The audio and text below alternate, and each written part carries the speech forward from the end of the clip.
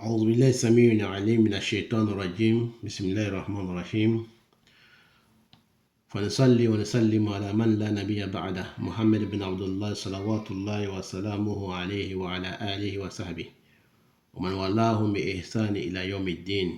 إخواني وإخوتي في الدين, chers frères et sœurs en islam, nous vous saluons avec meilleure des salutations. Nous débutons notre intervention au nom de Allah, le tout miséricordieux d'Allah, le très miséricordieux d'Allah. Nous demandons à Allah subhanahu wa ta'ala de nous faciliter la prière, salut et paix sur le prophète Mohammed, ainsi que sa famille et tous ses disciples, qu'Allah les agrée, et tous ceux qui vont le suivre jusqu'au jour de la résurrection. Chers frères et sœurs en islam, nous sommes en face de vous aujourd'hui. Nous vous saluons avec meilleure des salutations qui est assalamu alaikum wa rahmatullahi wa barakatuh. Donc nous sommes avec 15e personnage en islam parmi les prophètes et messagers. Donc, nous avons parlé de Zulkifl. Donc, aujourd'hui, nous parlons de Moussa alayhi salam. Moussa que vous le connaissez tous dans l'histoire. On a vu ces films qui ont été passés sur les chaînes, les réseaux sociaux, la télé, YouTube. Donc, nous n'allons pas parler de son histoire, nous allons parler de l'interprétation de celui qui voit Moussa alayhi salam, qui est Moïse. Donc, chers frères et sœurs en islam, celui qui voit Moïse dans les rêves, ça nous parle de remboursement des dettes. Si tu étais endetté ou surendetté par Banque de France ou par quelqu'un, un grand commerçant qui t'avait donné de l'argent en dette, ou bien tu avais un ami qui t'avait donné de l'argent en dette, tu vas rembourser la dette de cette personne. Si tu étais aussi esclave, tu payeras ton affranchissement. Ça peut nous parler aussi, chers frères et sœurs en islam, de quelqu'un qui va financer sur le chemin de Allah subhanahu wa ta'ala. Quand je dis financer sur le chemin de Allah subhanahu wa ta'ala, je ne parle pas comme financement comme font nos frères et sœurs arabes. Aller mettre bombe dans un train, tuer les gens, ou bien Allah Akbar, aller exploser une école, Allah Akbar, ou bien aller exploser un bus avec les gens, Allah Akbar. Donc, c'est pas ce qu'on appelle Fisabilillah. Fisabilillah, il veut dire financer sur le chemin de Allah subhanahu wa ta'ala. Il y a beaucoup de formes. On peut construire une mosquée, c'est Fisabilillah. On peut construire une mosquée, c'est Fisabilillah. On peut construire une école, madrasa, c'est Fisabilillah. On peut construire une clinique pour soigner les gens, un hôpital pour soigner les gens, c'est Fisabilillah. On peut construire aussi des orphelinats, les maisons pour les gens, c'est Fisabilillah. On peut aussi faire des ponts pour que les gens passent, des ponts pour passer, c'est Fisabilillah. On peut aussi bitumer les routes, c'est Fisabilillah. On peut aussi habiller les orphelins, les nécessités, les gens qui dorment au dehors, hein, qui n'ont pas de maison. On peut les chercher des logements à payer chaque fin de mois, ou bien construire une maison pour eux, et les habiller, SDF, tout ça, c'est Fisabilillah. Les immigrants qui sont là, qui sont au dehors, qui dorment au dehors, qui n'ont pas d'aide, qui n'ont pas de possibilité de se soigner ou de dormir, donner de l'argent à ces miskines-là, à ces gens-là, c'est Fisabilillah. Donc, Fisabilillah ne dit pas d'aller mettre bombe, tuer les gens en disant Allah Akbar, Fisabilillah. Fisabilillah veut dire financer sur le chemin de Allah subhanahu wa ta'ala. Donc, les gens se sont focalisés, surtout nos frères et sœurs arabes. Comme je disais, je ne dis pas nom de quelqu'un, je dis nos frères et sœurs arabes qui ont focalisé ces Fisabilillah sur djihad. Djihad veut dire, quand on dit djihad, même déjà en arabe, djihad veut dire faire effort sur les chantiers de Allah. Donc, faire effort sur les chantiers de Allah veut dire tout ce que je viens de dire, construire des mosquées, construire des madrasas, des écoles, des hôpitaux, faire des goudrons, faire des ponts, tout ça, c'est Fisabilillah, c'est djihad. Mais ils ont pris le djihad pour faire que la guerre. La guerre, alors qu'en littérature, en arabe, quand on dit la guerre, c'est harb. Harb. Donc, harb avec djihad, ce n'est pas de même sens, ce n'est pas de même signification. Voilà pourquoi Sayyidina Ali, le cousin du prophète Mohammed, quand il a eu son premier fils qu'il est venu dire au prophète Mohammed que l'on donne la viande des moutons au prophète. Il a dit, mais d'où vient la viande là? Il a dit, oui, mais tu ne sais pas, ta fille a accouché, Fatoumata, elle a accouché. Donc, il dit, Bima Samaïta Ibnik, comment as-tu prénommé ton fils? Il a dit, Samaitu Harb. Il dit, je l'ai prénommé la guerre. Le prophète dit, Ma Indana Harb. Chez nous, il n'y a pas la guerre. Non, non, non, non, non. Les prénoms qu'il t'a donné, c'est pas bon. Chez nous, il n'y a pas la guerre. Samaitu Al-Hassan, que je l'appelle Al-Hassan. Voilà comment le nom de Hassan est venu dans l'islam. Donc, Hassan veut dire joli chose, joli bébé.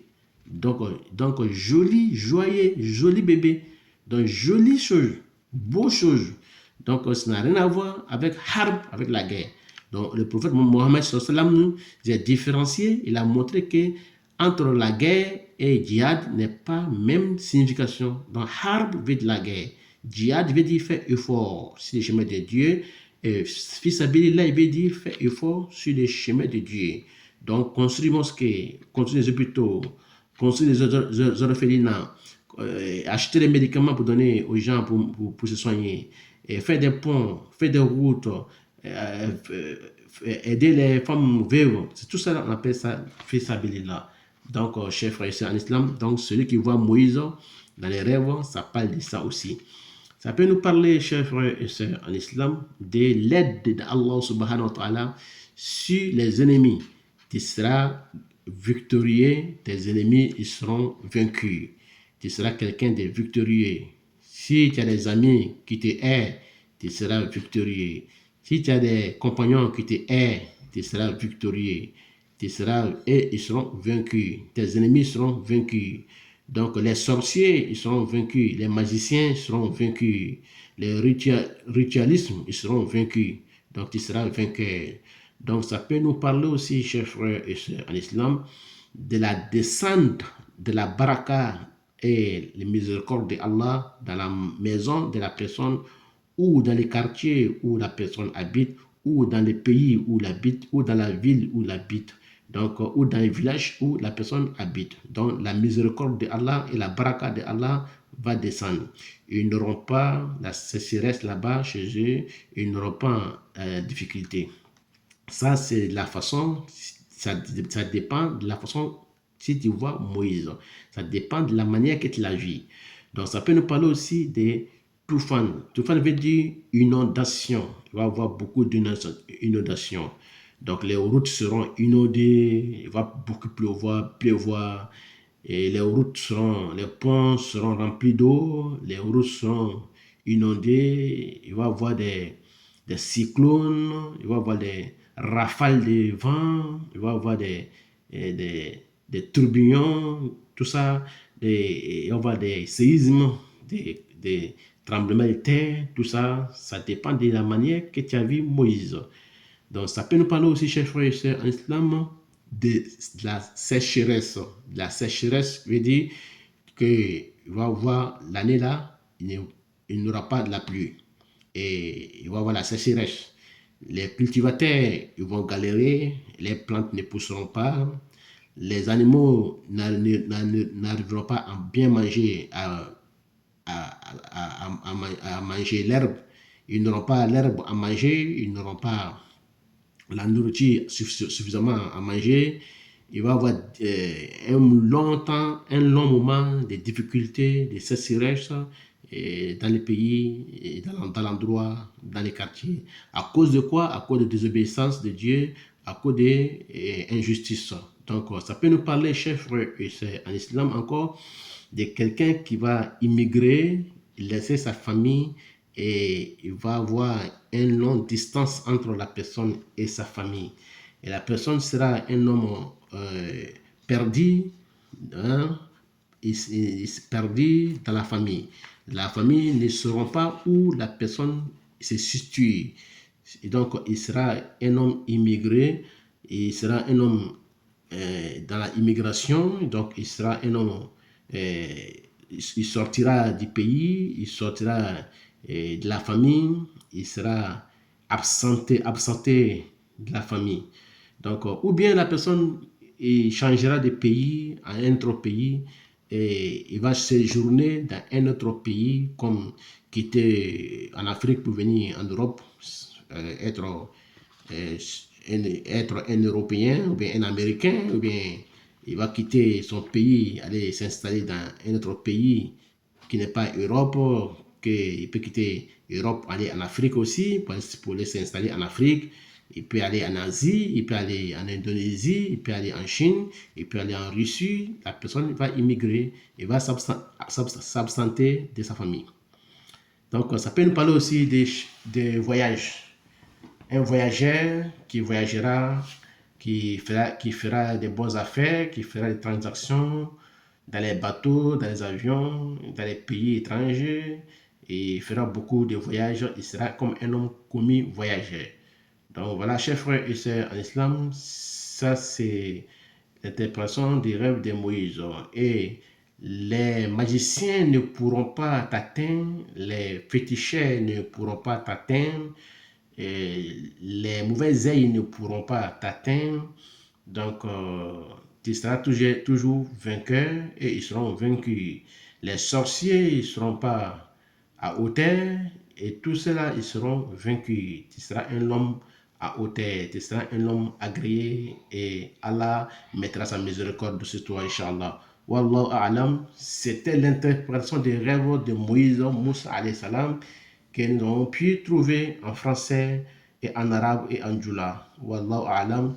Et très prochainement, chers frères et sœurs à l'islam, nous allons vous parler de 16e personne qui sera le frère de Moïse, son grand frère qui s'appelle Haroun, qui sera 16e personne, Inch'Allah Ta'ala. Nous allons parler de Haroun, qui sera le frère de Moïse, Moussa alayhi salam. Qu'Allah fasse que soit bonnet pour moi et pour vous. En français et en arabe et en djoula. Inch'Allah Ta'ala. Wassalamu alaikum wa rahmatullahi ta'ala wa barakatuhu wa ila liqa. Wallahu a'lam. C'était votre frère et votre élève et votre imam, Cheikh Bakar Salah, Koné, depuis la France. Wa ila liqa.